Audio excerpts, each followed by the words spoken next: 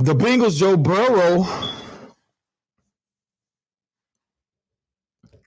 which they paid him $250 million, and he threw for just 82 yards and got benched in the fourth quarter, deservedly so. The Cleveland Browns defense were all over the place against the Bengals offense. They got nothing cooking. 3 points, and they lose on the road 24-3 against the Cleveland Browns. And my question is, before I get to the question, I just have to say that, the Browns, they came out a little bit of bad weather. They came out, you know what I'm saying? And it was a little bit of a grind, you know what I'm saying? But then they seemed to get it going. We saw Deshaun Watson begin to try to, make some plays. You know what I mean? Amari Cooper made a couple first down catches there. They got some scores, and they was able to come out with the win at home against the Cincinnati Bengals, against the highest paid player in the NFL, Joe Burrow, and hold him to only 82 yards passing, and didn't even let him get a chance to even get 6 points on the board. You know what I mean? But with that said, I knew that the Browns was going to come out, and I knew they was going to come out and they was going to play hard, and I knew that they was going to try to get that win because they I think that was the game they were celebrating, you know what I'm saying, the life of that Hall of Famer, you know what I mean, the Hall of Fame running back Jim Brown, you know what I'm saying, it was meant so much to that organization, so I just knew that they was going to have some extra to play for, and I kind of figured that they was going to come out and win that game, but I had no idea that Joe Burrow would play so badly. Yeah, he coming off the calf injury. We understand that. Jamar Chase, he was like, hey, we don't need you back to week 4, week 5. Just take your time and come back. Did Joe Burrow come back too soon? I don't know. My youngest, my OGs, you let me know. How concerned should the Bengals be? My, I don't know what you're going to say. Leave it in the comments. But me, I say that they should be concerned. I mean, I'm just saying 82 yards. You the highest paid player in the NFL. You're the highest paid player in the NFL. You know what I mean? I know it's just a calf strain or whatever. I don't know if it was bothering him. They say that he seemed to be kind of, favoring it a little bit throughout the game. I didn't watch the whole game because I was traveling that day. But I did get a chance, when I was going through the airport, I did get a chance to see, you know what I'm saying, a few plays from that game. But man, I think the Bengals should be concerned, but I know it's early. We'll look and see how they look next week. But boy, that was a horrible performance from Joe Burrow.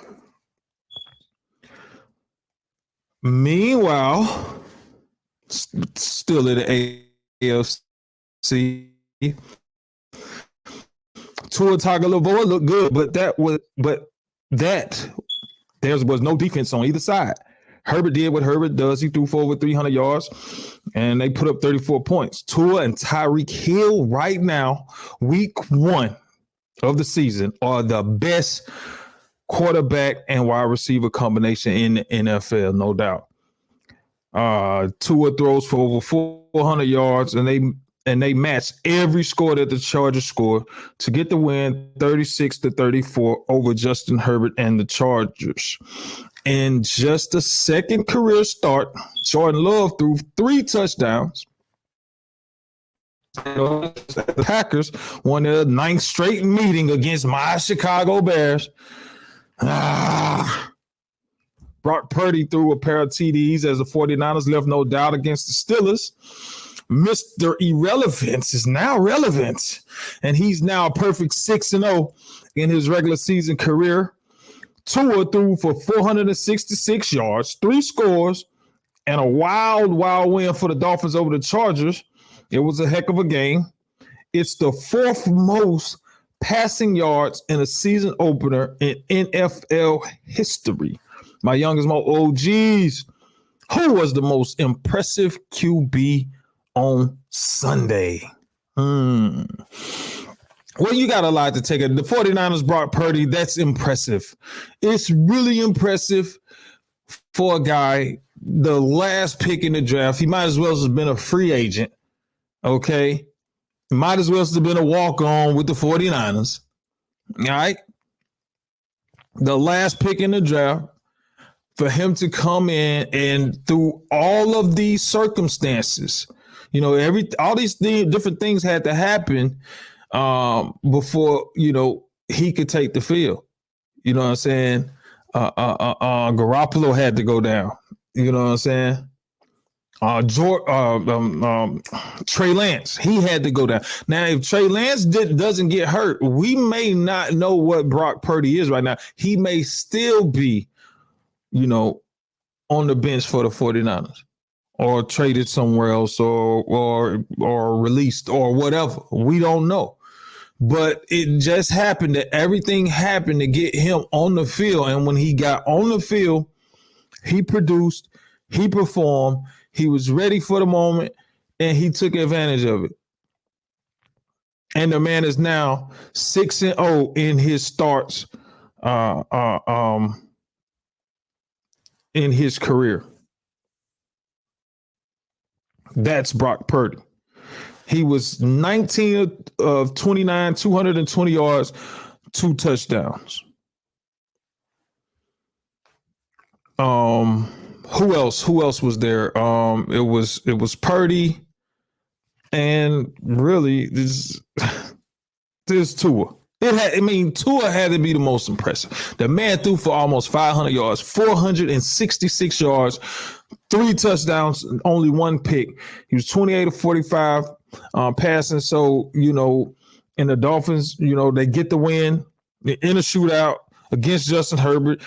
A lot of people had Herbert as one of the top 10 QBs in the league. Obviously, Tua is one of those guys as well. But he has so many weapons, man, with Waddle, Tyreek Hill, and Tyreek Hill is the most dangerous weapon in the league right now for that a quarterback have at his disposal. But let me tell you, that performance from Tua, it was lights out.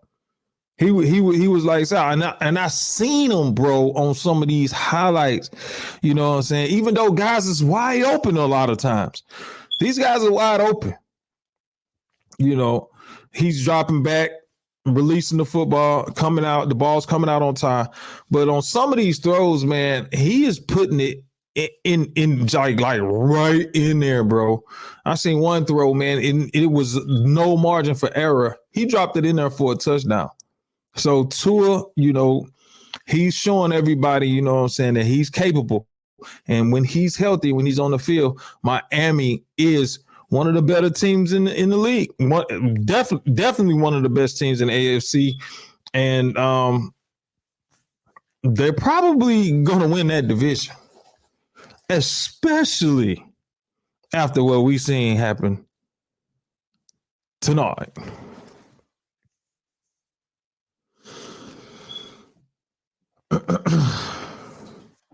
Other than that, guys, we have to talk about this right here. I'm gonna ask y'all this right here because we had some impressive things. So we talked about the most impressive QB. All right. But what was the most impressive thing that you saw in week 1? Was it Tua with the 466 yards, 3 touchdowns, and 1 pick? Was it Brock Purdy? I already done picked Tua over Brock Purdy in that. So you got Tua with the 466, or was it the Cowboys win over the Giants 40-0? What was most impressive in week 1? If I had to pick one, I would say the SWAC over the Giants 40-0. That's impressive. It's hard to keep a team from scoring points in the league. It's hard to do that. Dallas, the defense, lights out, 7 sacks. I think that was the most impressive thing that I saw this week. Tua would be second, and then Brock Purdy. So now, conversely, what was the most disappointing thing that you saw in week 1? We already talked about Joe Burrow and the 82 passing yards against the Browns. As they lose, they go down 0-1. And my Chicago Bears, Justin Fields, and the Bears, to me, was the most disappointing. They're playing against their rival, the Green Bay Packers. Lost like 10, 11 straight against the Packers, man. This is absolutely ridiculous. And they looked horrible. Everybody talked about the offense and the weapons that they brought in, you know what I'm saying, to help Justin Fields. And it's just not, this just didn't work against Green Bay. It didn't work. And conversely, on the other hand, Jordan Love, he was impressive. Jordan Love looked impressive. And that's a testament to the Green Bay Packers organization. And I don't know, because they've had different coaches over the years. But what they haven't had in over 30-something years is they've only had 3 quarterbacks. Brett Favre, Aaron Rodgers, and now Jordan Love. And Jordan Love steps right in there, and he looks good against the Bears. But for me, Joe Burrow is very disappointing. Man, you're getting the most money in the league, and you can't throw. You throw for 82 yards with one of the best receivers in the league, in Jamar Chase. Very disappointing. But for me, the most disappointing thing, man, it happened. The Texans and the Ravens, man. That was the most disappointing for me.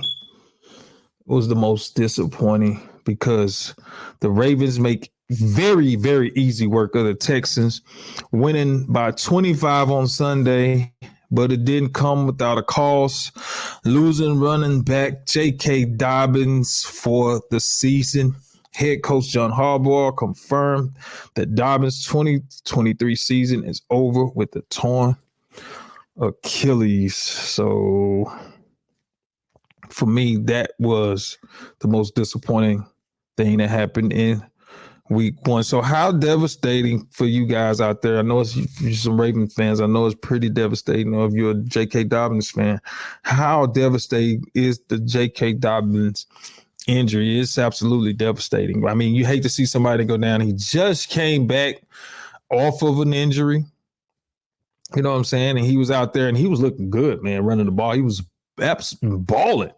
And I just want to be able to see, you know what I'm saying, this man have a full, complete season to see, you know what I'm saying, can he be, you know what I'm saying, like the elite of the elite when it comes to running backs. So that was devastating. I know it's, and now the Ravens, obviously they got other guys that'll be able to step up. But that's disappointing. You just hate to see somebody go down with an injury like that, especially Achilles. He's out for the season. It's hard to come there, and from all accounts, it's hard to come back from Achilles. But with technology, different training, different trainers, I think he'll be back. Are you ready for a flavor explosion? Salad Hut, serving the best chicken salad on earth. Fresh ingredients, mouth-watering flavors. Indulge in our vibrant salads today. Salad Hut, where healthy meets delicious. Visit Salad Hut, 718 Pecan Avenue in Philadelphia, Mississippi, or call 601-728-7709 to place your order. Salad Hut, your destination for chicken salad perfection. Taste the difference. I would be doing you guys an injustice if I did not talk about all the incredible stories going on around college football this past weekend. The University of Texas are in the top 5 after beating Alabama in Tuscaloosa.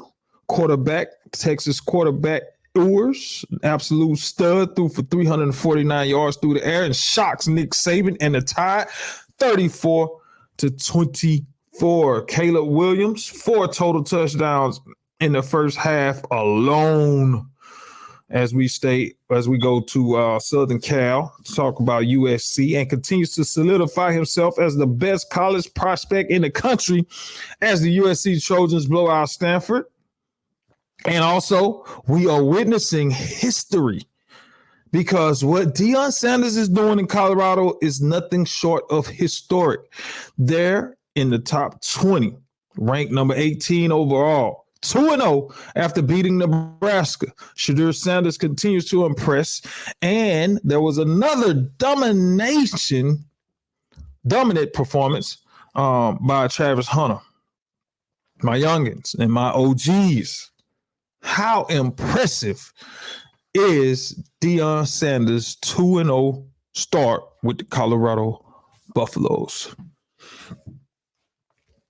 Let me tell you right now, man, it's impressive. It's very impressive. Because you got to realize, man, Colorado was 1-11 just last season. Okay, you bring Coach Prime in from Jackson State, and he says that he bringing his luggage with him. So he brought a bunch of guys with him. He brought his son Shedeur, his other son Shiloh, and Travis Hunter. A lot of guys who were there. He parted ways with a lot of guys. Brought in more guys. Brought in an elite coaching staff. And now they done cracked the top 20 in just 2 games. Upsetting TCU in the season opener. Turn around, slight favorite against Nebraska, but they beat Nebraska handedly in their season home opener. I'm telling you, it's very impressive. A lot of people was sitting there in the first half of that game and they was like, okay, this, it was a close game. So they like, oh, maybe that TCU game was a fluke. But I knew, because I know that he has an elite coaching staff over there. And I know he has great players in key positions, especially at the skill positions. And I knew after halftime they were going to make the adjustments and it was going to be a wrap. And that's exactly what it was. It was a wrap. It was too much for Nebraska. What is happening right now in week 2, and I need to I'll see if I can pull up this schedule in here. But what's happening is they're setting this between the Buffaloes and Caleb Williams and the USC Trojans, and that's what's about to happen. I'm telling you. And it's going to be a big one. Do you hear me? It's going to be huge when the Colorado Buffaloes roll into Southern California to face USC and Caleb Williams, the defending Heisman Trophy winner. And he's defending it very well. Caleb Williams is looking like a lot of people are saying he's the best prospect since ever. And listen, I can't knock anybody for saying it, because the boy looks good.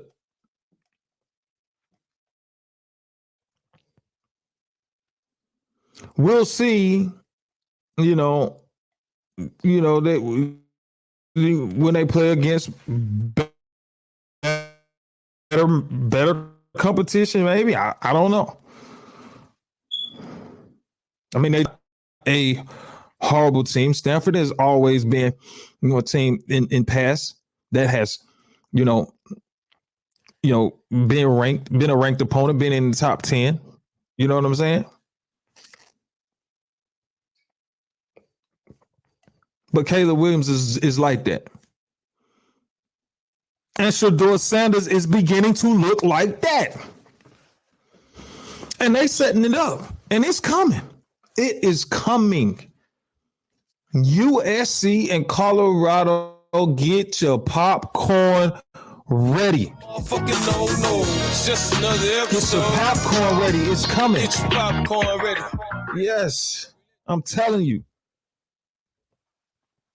And For me, if I had to pick, let's say if SC and Colorado played this week, I would have to pick SC because obviously they have the better quarterback, and and that's how I was able to pick the Texas game. That's how I was able to pick the Texas game. I knew going into that game, Nick Saban hadn't named his starting quarterback yet. That means he had doubts about who to put out there on the field.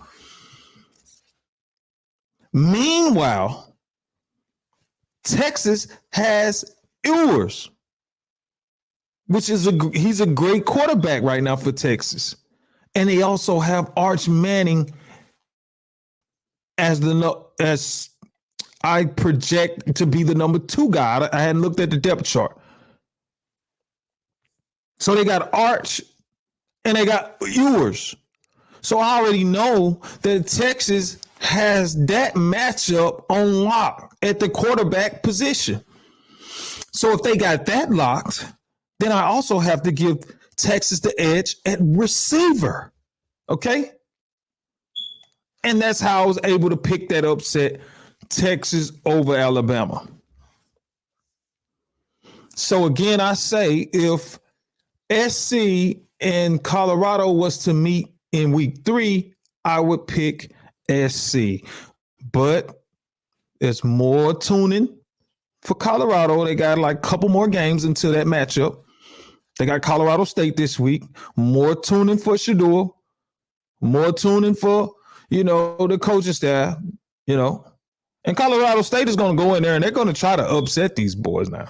They're not going to go in there because that's an in-state rivalry. Colorado. They're not going to come in there and play around. But this is a game where Shador can get more comfortable to begin to try to close some of that gap. Because it's a huge gap now, even though Shador is playing good, and he put up 500 yards in that first game.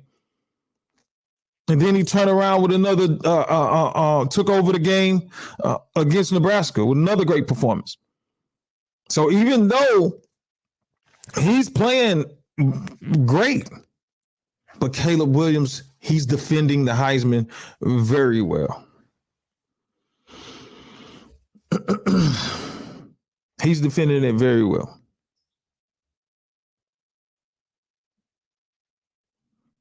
So again, Coach Prime and the 2-0 start for the Buffaloes, it's historic. It's very impressive. And it's one of the greatest stories, I think, maybe possibly one of the greatest stories in college football history. I mean, it's that great. It's that amazing. And he's doing it his way. And it's something to see, man. I'm telling you. It's crazy.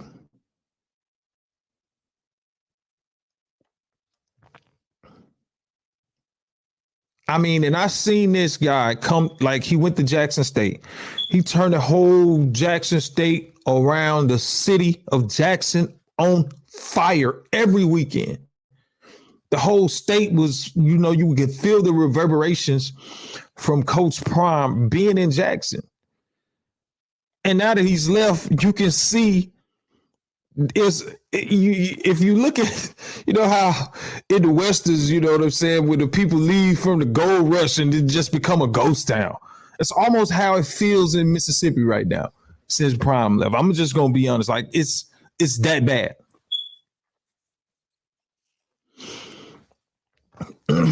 So what he was able to do, and he was able to duplicate that in Colorado. So you're watching history, guys.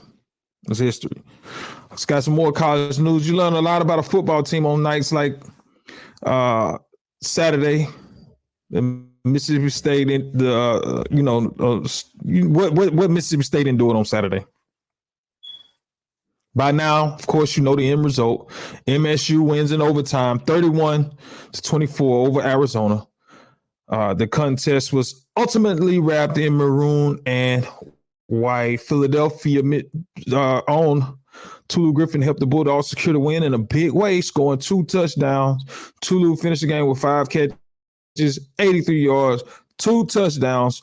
My youngest, my OGs, what do you think about Tulu's performance on Saturday? An overtime win against Arizona. I mean, like I said, man, it's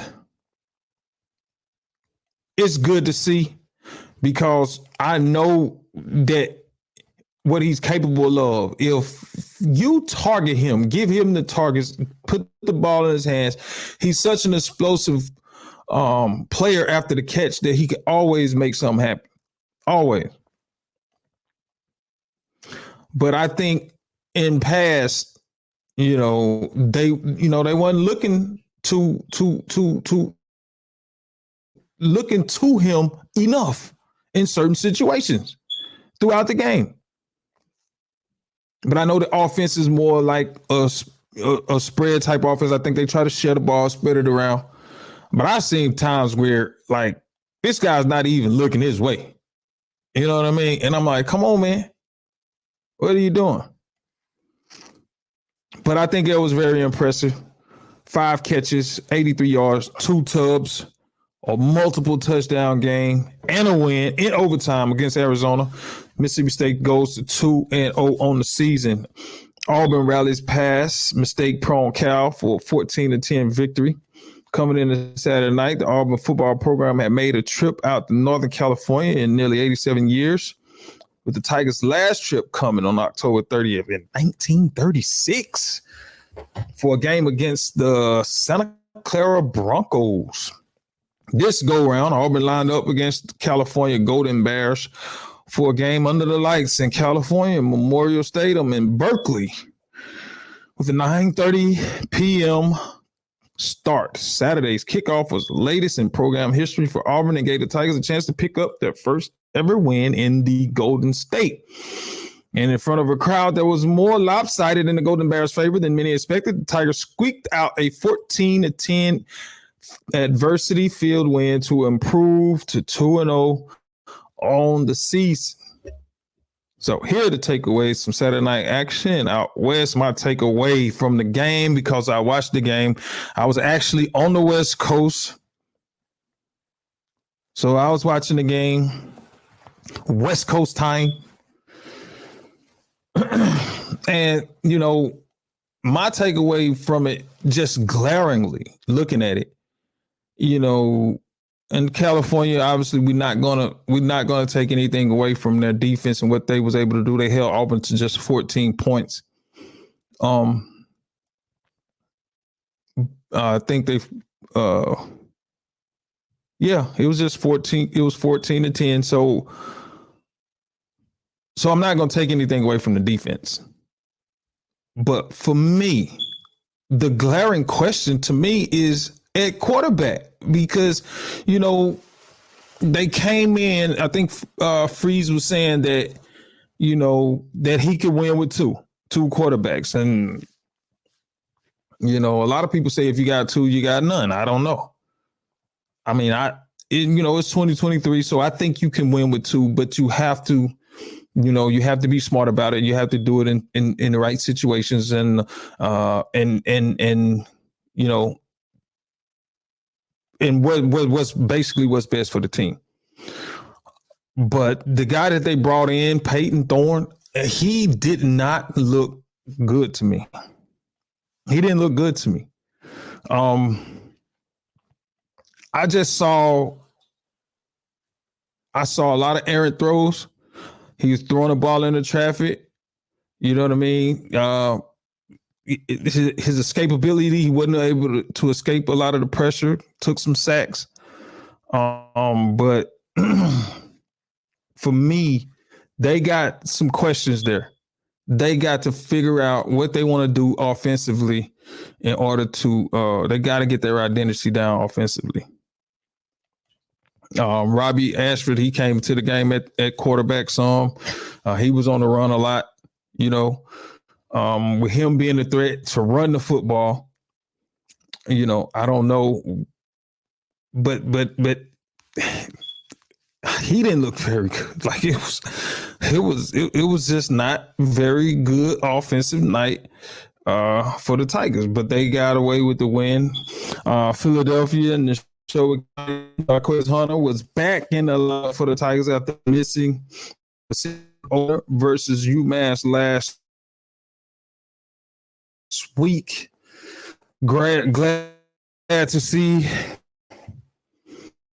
Jack on the field. He led all he led the Auburn running back group. I think he had 50. I think he had 59 rushing yards. 59 rushing yards. The only thing that I saw that I didn't like from Ja was the fact that I didn't think he got enough touches. That was one, and two, that fumble. Oh my goodness, uncharacteristic. So I know he'll clean that up and be ready to go this next coming week. Do you hear me? Absolutely. So, guys, we're gonna go on to some more area coverage. I'm gonna talk about my son's football team. We was out, like I said, we was out there in Cali, and we got a chance to see the Butte College football team in person, and they scored early and often. And the Roadrunners defense stood strong throughout en route to a 51-0 victory on Saturday afternoon at Calvin Stadium. With the win, the Roadrunners improved to 2-0 in the early start to the season. Butte led 24-0 after the first quarter, 30-0 at halftime, and 51-0 after three quarters. After rushing for 79 yards in week one, Butte running back Christian Vaughn helped the Roadrunners attack with 14 carries, 113 yards, and a pair of touchdowns. Butte quarterback Riga Sayer, one of the Roadrunners captains, passed for 164 yards and a pair of touchdowns. Both touchdowns came in the first quarter. The first came on a 29-yard pass to wide receiver Dylan Stubbs, and the second on a 17-yard pass to tight end London Cooper. That gave the Roadrunners a 24-0 lead with 35 seconds remaining in the first quarter. Now, like I said, I was there at the game. My youngest, my OGs. What's my takeaway from the Roadrunners' big win against Diablo Valley?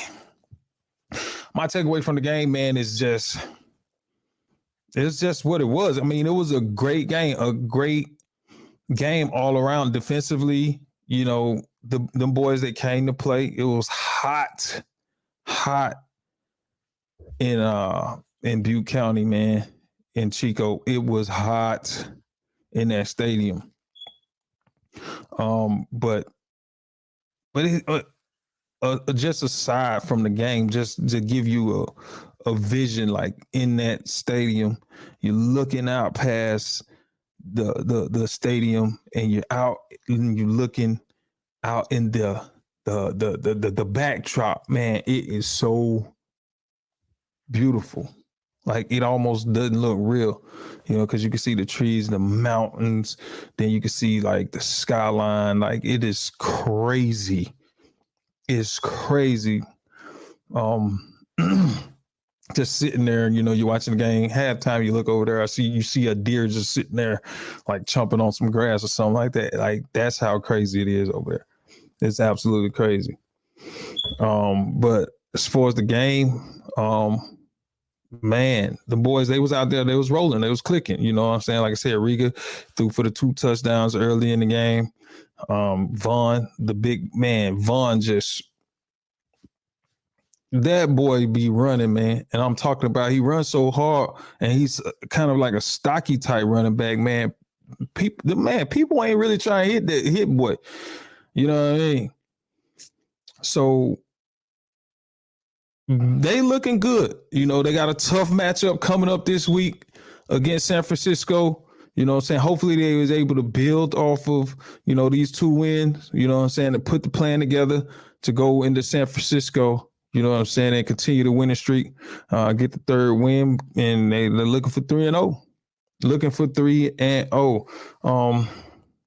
Marcus, you know what I'm saying, he got an opportunity to get in the game, made a few plays. He had about 4 pass completions, 40 yards. He had about, had a few runs. I think he ran probably, I would say about 25 yards on the ground. One play where he, you know what I'm saying, you thought he was bottled up. He broke like 3 tackles, scrambled out, you know what I'm saying, threw the ball, completion on the sideline, and I thought dude was going to score. Everybody was like, oh, you know what I'm saying, it was crazy. So, shout out to him. I'm proud of, the way he came in and, you know what I'm saying, was able to, contribute and make some plays. So that was great. You know what I'm saying? That time over there, bro, I'm telling you, it was awesome. Got a chance to see Marcus after the game. Got a chance to see my nephew, who's a red shirt freshman over there. Got a chance to see him. Got a chance to see their roommate, Easton. Had a chance to sit with them and get some dinner after the game. So all in all, man, it was a great experience, and I can't wait to get back out there. I wish I could get out there this week to see the San Francisco game. It would be, I know that game is gonna be lit for real. In other JUCO news around the area, let's see. We got to talk about this game, man. Eli Anderson. He went 14-18, 289 yards, 5 TDs. 4 of those went to his former high school teammate, Janylin Dupree. Dupree went off, catching 6 passes, 164 yards, 2 touchdowns as Gulf Coast beats out Northwest 49-14. Wow. Man, Jay went off, 6 catches, 164 yards. No, I said 2 TDs. No, that's a mistake. 4 TDs. He had 4 touchdowns in that game. Man, look at here. Janylin, man, Jay, he put the work in, so I already know, you know what I'm saying, if you leave him open and he gets the ball, he's explosive. He can put it on, and he can get behind the defense, and he gonna put some points on the board if he get his hands on it.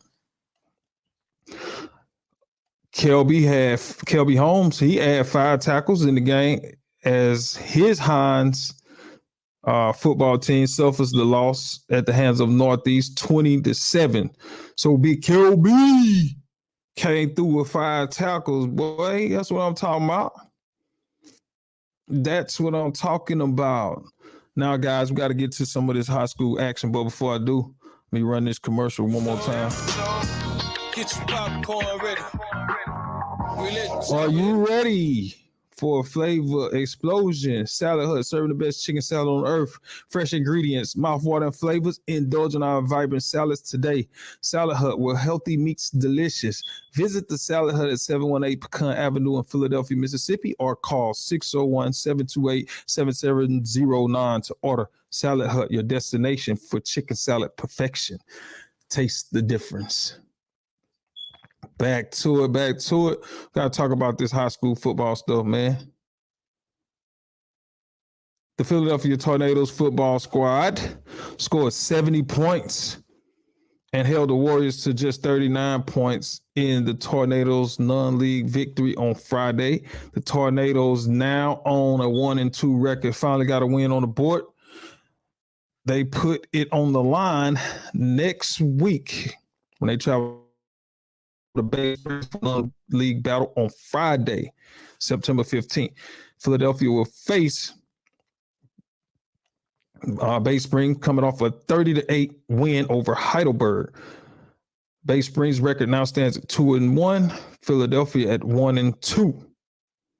Up next for Choctaw Central, they face the Lake Hornets. So there you have it, guys. Philly finally gets the win. They put up 70 points against Choctaw Central. Now, the only thing that I can say about that 70 Is it was great. I don't know because I went at the game and I wish I could have been there to kind of see what that offense actually looked like. But they had to do some good things in order to get to 70. But defensively, I think the 39 is a bit worrisome for me defensively to give up 39. And I think and I it's not enough people. I'm not hating on Choctaw Central, man. Big props to them, but it's just uncharacteristic to see a Philadelphia team give up 39 to a Choctaw Central Warriors team. I haven't seen that, in past. So, I don't have that to go on. So I only, so now it just seems like, it's uncharacteristic. You know what I mean? So that's just my concern for the Tornadoes right now. I know Bay Springs is going to be tough. So they need to use these games to continue to try to get better when they go in the district. And we're going to continue to talk about that as well. So on the 9th, on Friday, West Lauderdale, they won their game against the Neshoba Central Rockets 27-23. West Lauderdale remains unbeaten, and Neshoba Central are still winless so far as they go on the road once again this week to face a tough rival, the Green Wave of West Point. Oh my God. Man, I talked about this. I already gave my predictions. If you've seen the show, you done heard me already do my predictions. I predicted this. I told you Neshoba was going to probably fall short the first 4 games because they was tough. And so far, I'm right. And West Point, come on, man. It is what it is. They're going to be 0-4 after Friday. And that's just being real. We got to look on the bright side. They only lost by 4 to West Lauderdale. Whatever you could take away from that, I don't know. Another bright side is Makai seems to be on track once again. He led the Rockets on the ground, 19 carries, 160 yards against West Lauderdale, while Kirkland added 18 carries with 97 yards. The quarterback, Williams, he was 13-22 for 175 yards and 3 touchdowns, just 1 interception. Charles Jr.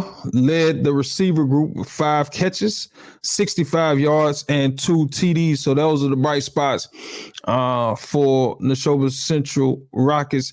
They were able to move the ball fairly well. You know what I'm saying? 160 yards ain't nothing to sneeze at. 97 yards from Kirkland, and you look at that, man. That's over 250 yards on the ground. And then the quarterback, he had almost 200 yards in the air, 3 touchdowns. Charles had 65 yards, 2 touchdowns. So, they got some stuff that they can build on. So when they get to district, I know this is a tough, non-district schedule. It's the toughest I've seen, and if they can get through this without any injuries, they come out fairly healthy, I think they can still,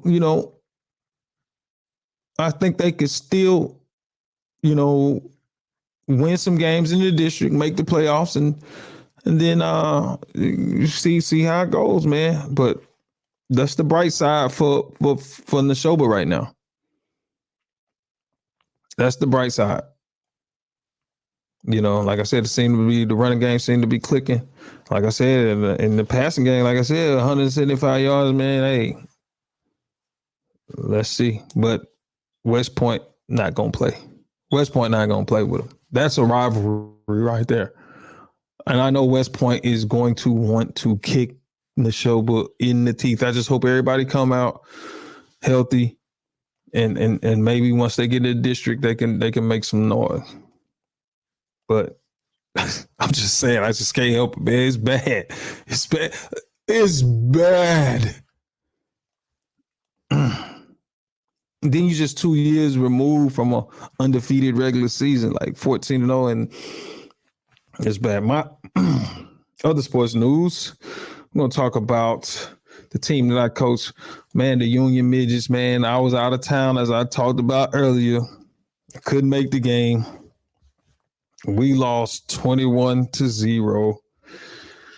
And I know we got a lot of work to do. The Union Midgets, the 9 and 10-year-old group, we're going to turn it around. Absolutely. We 0-1 right now, but we're going to turn it around. I know we got some players.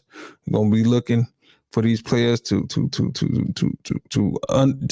understand, get a grasp of what we're going to try to be doing offensively, get a grasp of what we need to do defensively, and contain that outside. Keep these fast little 9 and 10-year-olds from getting to the outside, because that's all they trying to do. They trying to get to the outside, use their speed guys, beat us to the outside. If we can contain that outside, we will be there in the end. I can guarantee you that.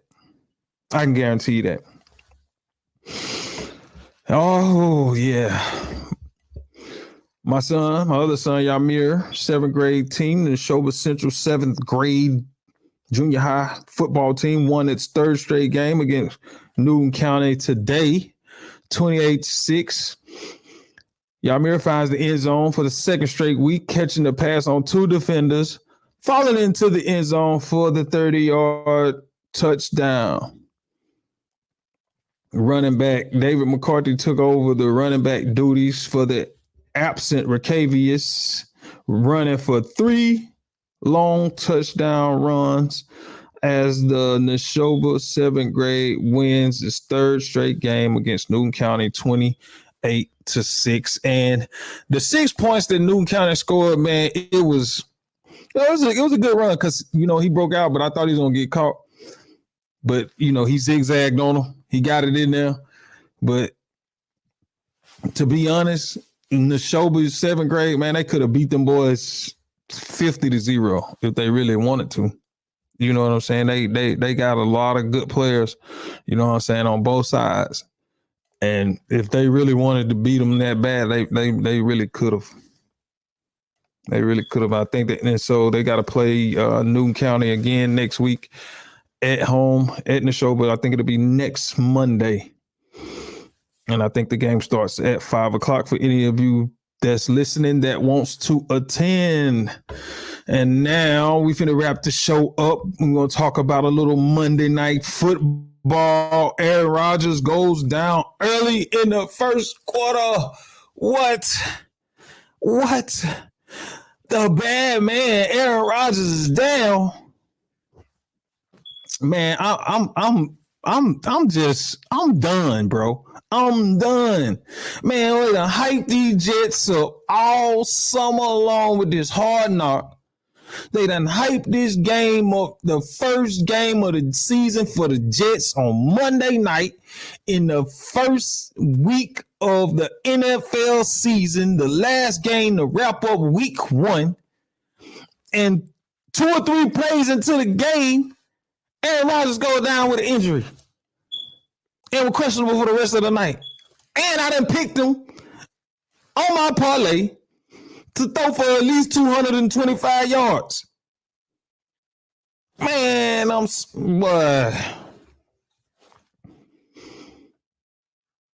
man, it's absolutely dejected to see Aaron Rodgers go down like that. Man, they been hyping this thing or hyping it up. Now, who knows, is he going to be ready for week 2? I don't know. I don't even know what the injury was. But one of the Bills linemen, I don't know if it was a lineman or a linebacker coming off a blitz, he gets in the backfield, catches Aaron Rodgers, slams him down to the ground. A-Rod, he gets up like he was all right, but then he just falls back down like, oh. I'm like, man, I've been in Aaron Rodgers' hometown all weekend in JUCO, walking the same field and around the same campus that he walked around in the same town. We're ready to see the bad man perform on Monday night. I just seen one bad man perform down there on that field in Butte. I seen a bad man. My son, your time coming, son. Sit back. But I'm looking to see the other bad man, Aaron Rodgers. And he go down early in the first quarter, man. The Jets defense seemed to be solid, holding Josh Allen and the Bills to just 13 points through 5 minutes to go in the game, forcing Josh Allen to throw 3 picks and then forced a fumble in their own territory late in the fourth quarter. And the Jets go on to win that game. What does this mean for the Jets with the bad man Aaron Rodgers going down early in the first quarter? And I'm going to tell y'all right now, it means everything. It means everything. And them people in them stands, them Jets fans, when they brought in Zach Wilson and Zach Wilson making some plays and they trying to put it out their mind like Aaron Rodgers, like it don't matter. We got Zach Wilson. Oh, they standing up there cheering and clapping, and they know deep down in their heart that their heart is broken because they don't want to see no Zach Wilson. They want to see Aaron bleeping Rodgers. That's what I wanted to see. I want to see A-Rod. Come on, man. I don't give a damn if they got to roll his ass out there in a wheelchair. He need to be out there throwing that football next week, man. This is, boy, I'm telling you, man, this is crazy. Them fans sitting up in there like, oh, Zach Wilson, oh. Bullshit. They do not want to see no Zach Wilson in New York. Snapping the ball and throwing the ball and handing the ball off. They don't want to see that. Calling no plays. They don't want to see that. Nobody wants to see that. The whole NFL world wants to see what Aaron Rodgers is able to do with the Jets. For whatever it is. For whatever it's worth. Whether they win one game or whether they win 10 games. They want to see Aaron Rodgers do it. Because they done hyped it up all summer. It's been hyped up all summer. Been a hard knock. It been on everybody's front page. Everybody's story. If it ain't on the front page, it's on the back page. They done took over all of the news in football in New York. Nobody's talking about Josh Allen and the Bills. They just 2 years removed from the AFC Championship game. Nobody's talking about Daniel Jones and the Giants other than them getting their ass beat to sleep by the Cowboys, 40-0. Everybody in New York City is talking about, they ain't talking about the Knicks. They talking about the Jets and Aaron Rodgers. This man done come from California to Green Bay, and now he in New York and done took over the whole damn town. He took over the whole sports news media, and now he's out. And guess what? It's more news, because guess what? I'm talking about it now. Guess what they're going to be doing in the morning? Talking about this injury. Aaron Rodgers, get your ass back out there on that damn field. And that's it, guys. I'm out, man. Triple beam. Welcome to the crib. I'm out. That's a motherfucking no-no. It's just another episode. Get your popcorn ready. We let the chopper explode. Hold the trigger finger steady. Handle our business. Handle our business. Handle our business. Get the fuck up out your feelings. Handle our business. Handle our business. Handle our business. Get the fuck up out your feelings. Just another episode. Get your popcorn ready. We let the chopper explode. Hold the trigger finger.